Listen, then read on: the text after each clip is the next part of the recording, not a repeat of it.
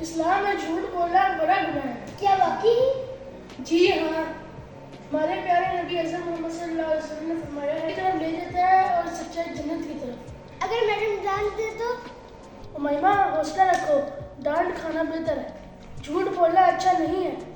یاد ہے وہ صحابی رضی اللہ تعالیٰ عنہ کا واقعہ؟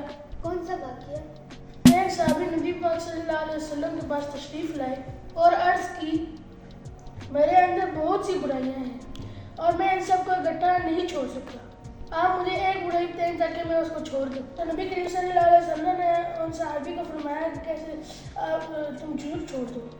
جب انہوں نے جھوٹ بولنا چھوڑ دیا تو باقی ساری برائیاں بھی ختم ہو گئی۔ اوہو، اگر جھوٹ بولنا چھوڑ دے تو بندہ باقی برائیوں سے بھی بچ سکتا ہے۔ ہاں، جھوٹ بولنا وقتی طور پر بچا لیتا ہے، مگر بعد میں شرمندگی اٹھانا پڑتی ہے۔ سچ بولنا ظاہری طور پر مشکل ہے، مگر سچ بولنے سے ہمیشہ عزت ملتی ہے۔